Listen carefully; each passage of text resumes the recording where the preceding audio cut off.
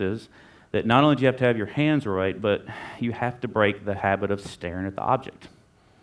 So every time you've got a golf lesson, what do you do? And you won't do this with me. What do you do?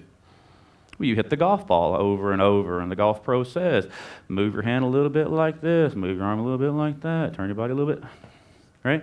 But really, you have your same golf swing with maybe just a little, just tiniest little bit of change that works just for what, week or two? And then you're lost, confused again, and 50 pounds lighter. Pounds as in dollars, right?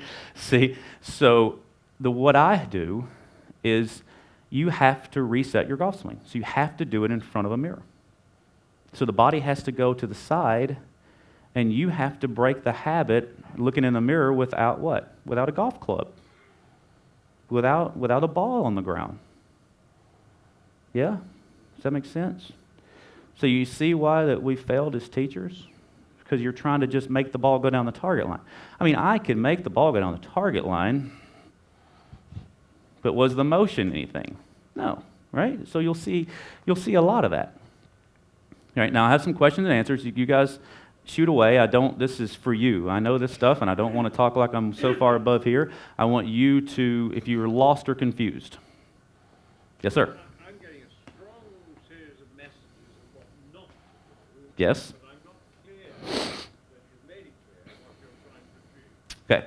He said basically I'm not making it quite clear, and he learns what not to do, but what to do. What you want to achieve is body balance. So when you take the heavy weight, the medicine ball, the bucket of water, your arms are relaxed, right? Your legs are supporting the weight as your body goes from side to side, and your head will rotate to the right correctly.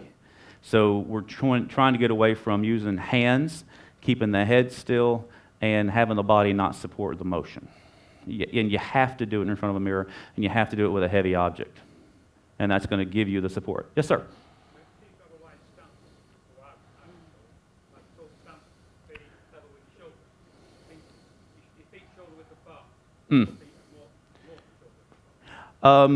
It really is, it depends, and I have a couple different golf clubs too. He asked about the stance width, basically, yes? All right.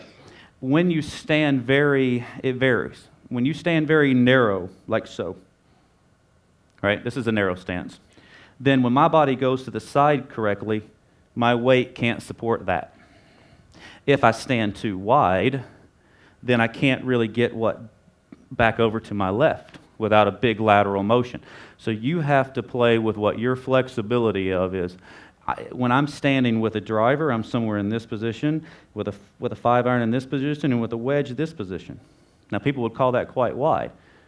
But I also have a lot of club head speed, and I have to support, so I know when I make this move to the side that I'm, see?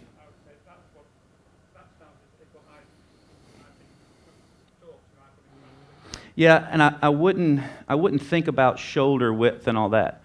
I would experiment with the bucket and the heavy object in front of a mirror where you stood wide. That's not going to get you there. That's right. That's right. Also, this brings up a good point about feet position. Okay, the right foot for right-handed golfers has to be pretty square. It could be slightly open, maybe just 10 to 20 degrees at the most. Because if it's pretty square here and I move my body to the side, this leg's pretty solid. Would you agree? Now I'm going to take my toe out and watch what happens. So where's this golf club going to be, guys? Back here. Even though I could have the same nice little motion, I now have the ability to what? Overturn. So this toe has to be slightly out. This left one has to be slightly out. Why? Because when you go through, the weight can go left. If I take my left foot and turn it in, now I'm restricted. Does that make sense? Yes? Anybody?